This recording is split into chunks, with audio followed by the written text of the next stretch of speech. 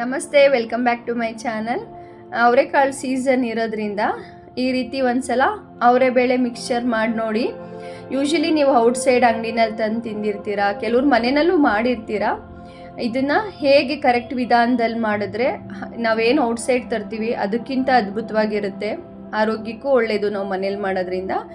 ಅವರೆಬೇಳೆ ಇವಾಗ ಔಟ್ಸೈಡ್ ಮಾರ್ಕೆಟಲ್ಲೂ ಸಿಗುತ್ತೆ, ಅಂಗಡಿನಲ್ಲಿ ತರಕಾರಿ ಅಂಗಡಿ ಎಲ್ಲ ಕಡೆ ಸಿಗ್ತಾ ಇರುತ್ತೆ. ಇಲ್ಲ ನಾವೇ ಅವರೆಕಾಯಿನ ಸುಳಿದು ಸಿಪ್ಪೆ ತೆಗೆದು ಈ ರೀತಿ ಒಂದು ಬಿಳಿ ಬಟ್ಟೆನಲ್ಲಿ ಒಂದು ಅರ್ಧ ಗಂಟೆ ಒಣಗಿಸ್ಕೋಬೇಕಾಗತ್ತೆ. ಅಂದರೆ ಅದ್ರ ಮೇಲ್ಗಡೆ ನೀರಿನಂಶ ಇರಬಾರ್ದು.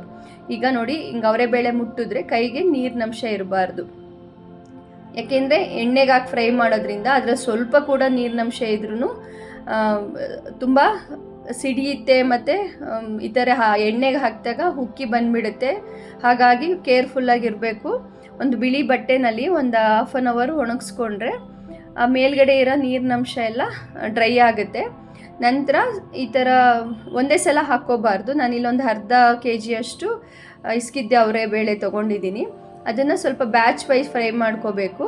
ಹಾಕಬೇಕಾದ್ರೆ ದೊಡ್ಡ ಉರಿನಲ್ಲಿ ಚೆನ್ನಾಗಿ ಕಾದಿರಬೇಕು ಎಣ್ಣೆ. ಹಾಕಿದ ಮೇಲೆ ಅವರೆಬೇಳೆನ ಸಣ್ಣ ಉರಿನಲ್ಲಿ ಇಟ್ಕೊಂಡು ಈ ರೀತಿ ಮಗಚ್ತಾನೇ ಇರಬೇಕು.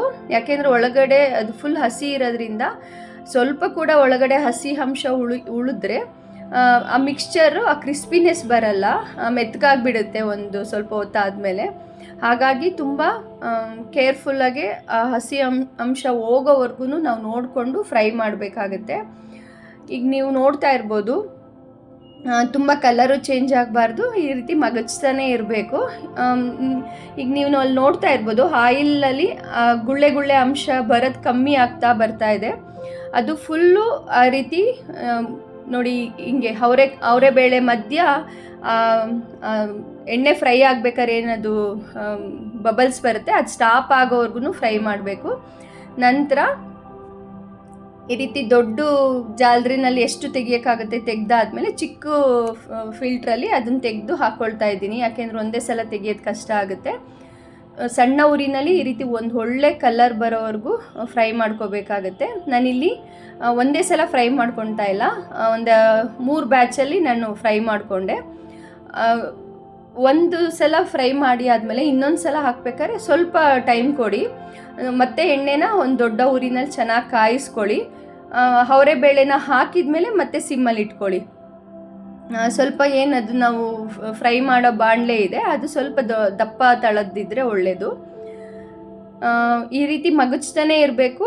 ಮತ್ತು ಅವರೆಬೇಳೆ ಮಧ್ಯೆ ಆ ಬಬಲ್ಸ್ ಬರೋ ಸ್ಟಾಪ್ ಆಗಬೇಕು. ಆವಾಗ ನಾವು ಅವರೆಬೇಳೆ ತೆಗೆದ್ರೆ ಎಷ್ಟು ಪರ್ಫೆಕ್ಟಾಗಿರುತ್ತೆ ಅಂದರೆ, ತುಂಬ ಏನು ಹೇಳ್ತಾರೆ, ಓವರ್ ರೋಸ್ಟ್ ಆದರೆ ಅವರೆಬೇಳೆ ಗಟ್ಟಿ ಆಗುತ್ತೆ, ಸ್ವಲ್ಪ ಕಮ್ಮಿ ಪ್ರಮಾಣದಲ್ಲಿ ಫ್ರೈ ಆದರೆ ಮೆತ್ತಗಾಗುತ್ತೆ. ಸೊ ಹಂಗಾಗಿ ನೋಡಿಕೊಂಡು ನೀವು ಕೇರ್ಫುಲ್ಲಾಗೆ ಕರೆಕ್ಟ್ ಅದಕ್ಕೆ ಫ್ರೈ ಮಾಡ್ಕೋಬೇಕು.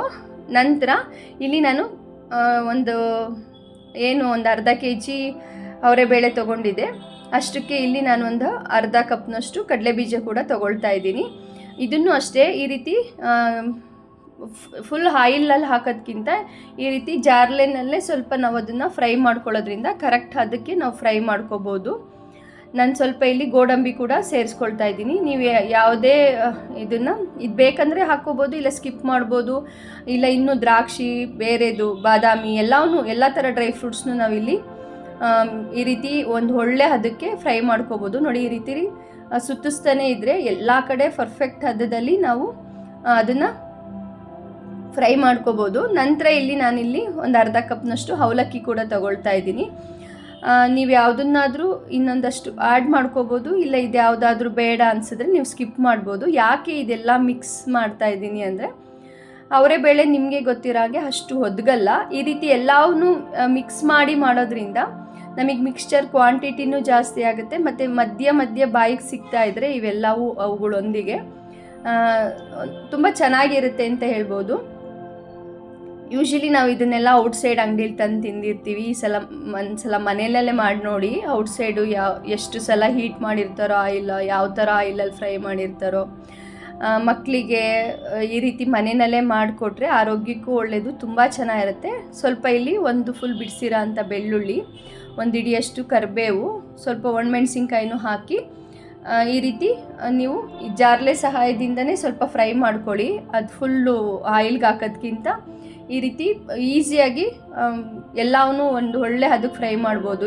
ಈ ರೀತಿ ಮಿಕ್ಸ್ ಮಾಡ್ತಾಯಿದ್ರೆ ಅದು ಅಷ್ಟೇ ಕ್ರಿಸ್ಪಿ ಆಗಂಗೆ ಫ್ರೈ ಮಾಡಿ ಒಂದು ಬಟರ್ ಪೇಪರಲ್ಲಿ ನಾನೆಲ್ಲ ಒರೆಸ್ತಾ ಇದ್ದೀನಿ. ಎಕ್ಸ್ಟ್ರಾ ಆಯಿಲ್ ಏನಾದ್ರು ಇದ್ದರೆ ಬಂದುಬಿಡಲಿ ಅಂದ್ಬಿಟ್ಟು, ಯಾಕೆಂದರೆ ತಿನ್ನಬೇಕಾದ್ರೆ ಅದು ತುಂಬ ಆಯಿಲಿ ಅನಿಸ್ಬಾರ್ದು. ಹಾಗಾಗಿ ಈ ರೀತಿ ಎಕ್ಸ್ಟ್ರಾ ಆಯಿಲ್ ಎಲ್ಲ ಏನಿದೆ ಆ ಬಟರ್ ಪೇಪರು ಹೀರ್ಕೊಂಡ್ಬಿಟ್ಟಿರುತ್ತೆ ನೋಡಿ. ಈ ಥರ ಹಿಂಗೆ ಮಾಡ್ಕೊಳ್ಳಿ.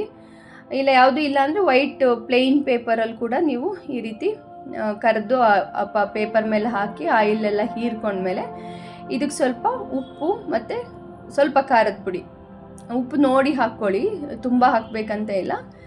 ಖಾರದ ಪುಡಿ ಹಾಕಿ ಚೆನ್ನಾಗಿ ಈ ರೀತಿ ಮಿಕ್ಸ್ ಮಾಡಿ ಸ್ವಲ್ಪ ಹೊತ್ತು ಡ್ರೈ ಆಗಕ್ಕೆ ಬಿಟ್ಬಿಡಿ. ನಂತರ ಹೇರ್ ಟೈಟ್ ಬಾಕ್ಸ್ಗೆ ಹಾಕಿಟ್ಕೊಂಡ್ರೆ ಈವ್ನಿಂಗ್ ಸ್ನ್ಯಾಕ್ಸಿಗೆ ತುಂಬ ಚೆನ್ನಾಗಿರುತ್ತೆ. ಅವರೆಕಾಯಿ ಸೀಸನ್ ಮುಗಿಯೋ ಅಷ್ಟರೊಳಗೆ ಈ ಥರದ್ದೊಂದು ಮಿಕ್ಸ್ಚರ್ ಮಾಡಿ ನೋಡಿ. ಖಂಡಿತ ನಿಮ್ಮೆಲ್ಲರಿಗೂ ಎಷ್ಟು ಕರೆಕ್ಟ್ ಹದಕ್ಕೆ ಬರುತ್ತೆ ಅಂದರೆ ನೀವು ಯಾವತ್ತೂ ಅಂಗಡೀಲಿ ತಂದು ತಿಂದಿರೋದು ಇಷ್ಟು ರುಚಿಕರವಾಗಿರಲ್ಲ, ಅಷ್ಟು ಅದ್ಭುತವಾಗಿರುತ್ತೆ ಅಂತ ಹೇಳ್ಬೋದು. ಈ ರೆಸಿಪಿ ಇಷ್ಟ ಆದರೆ ನಮ್ಮ ಚಾನಲ್ ಸಬ್ಸ್ಕ್ರೈಬ್ ಮಾಡಿ, ಲೈಕ್ ಮಾಡಿ, ಶೇರ್ ಮಾಡಿ, ಮಿಸ್ ಮಾಡಬೇಡಿ. ಈ ಮಿಕ್ಸ್ಚರ್ ಏನು ಪ್ರಿಪೇರ್ ಮಾಡಿದ್ಮೇಲೆ ಅಥವಾ ಮಾಡಿದ್ಮೇಲೆ ನನಗೊಂದು ಕಾಮೆಂಟ್ ಸೆಕ್ಷನಲ್ಲಿ ತಿಳಿಸೋದು ಮರಿಬೇಡಿ. ಮತ್ತೆ ಸಿಗುವ ನೆಕ್ಸ್ಟ್ ವೀಡಿಯೋದಲ್ಲಿ. ಬಾಯ್.